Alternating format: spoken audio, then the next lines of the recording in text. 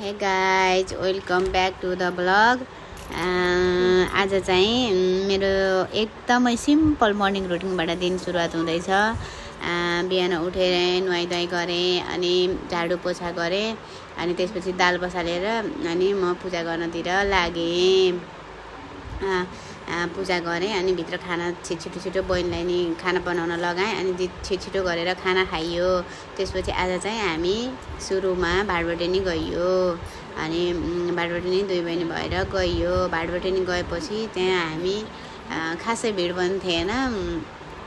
फेरि यस्तो भयो, हामी फेरि अलि छिटै गएछ, 10 नबज्दै हामी भाटबटेनी पुगेको थियौँ। त्यसपछि यसले चाहिँ लास्ट गर्मी भएर आइसक्रिम खाऊँ भनेको थिएँ। आइसक्रिम चाहिँ अब नफुलेको रहेछ। आइसक्रिम एकचोटि फेरि हेर्न गइयो, आइसक्रिम फुलेन। त्यसपछि हामी चाहिँ अब आइसक्रिम नफुलेपछि एकछिन भिडियो बनाइयो। त्यसपछि चाहिँ हामी त्यसपछि म चाहिँ यहाँ भाटबटेनीमा सपिङ गरेर भ्याएपछि चाहिँ उहाँ हस्पिटल जान थियो, त्यहीँबाट आइसक्रिम नफुलेको भएर अनि हामी आइसक्रिममा फेरि हेरिदियो एकचोटि। अनि त्यसपछि हामी माथि छिर्यौँ सामान किन्नको लागि। अनि गएर सामान बटाबट अब चाहिने सामान के हो जे देख्यो त्यही किन्न मन लाग्ने, तर अब अलिक बजेटले भ्याउँदैन क्या। यो भाटबटेनी जाने भने त पैसा 6-7 हजार एकैचोटि सामान लिँदा के लिँदा सकिन्छ। त्यही भएर आज चाहिँ हामी अलिक कन्ट्रोल गरेर जे बच्चाले चाहिन्छ त्यो मात्र लिएर अनि आइहालौँ भनेको थियौँ। अनि त्यही भएर छानी अब ड्युटीले के किनेर आइयो। गर्दै 4000को त ल्याइयो। 4000 त लाग्यो। अब 4000को जति सामान पनि हेर्दा इत्ति आउँछ, के गर्नु। अब 4000 त इत्ति पनि हुँदैन, जे देख्यो त्यही किन्न मन लाग्ने। अनि त्यसपछि हामी चाहिँ ल छिटो गरेर निस्क्यौँ। अझै बस्ने हो भने त अझै पैसा खर्च हुन्छ भनेर हामी दुई बहिनी गयो हस्पिटल लाइन। अनि यहाँ गएर अनि फेरि एउटा भिडियो टक्क खिचिहाल्यौँ। त्यसपछि यहाँ एउटा दाइ बैठ्नु भयो, के भन्नुहुन्छ सुन्नु है। के भाइरल हुने भाइरल भयो त हुन्छ के दाइ हुन्न न हाम्रो त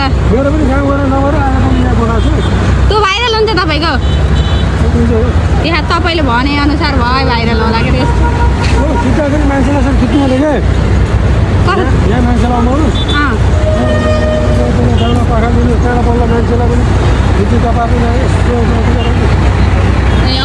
देवीले लगारेर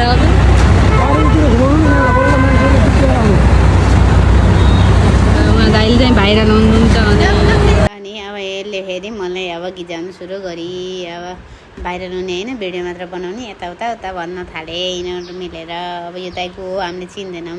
त्यसपछि चाहिँ हामीलाई गर्नु भयो अनि गइयो जुस खाइयो।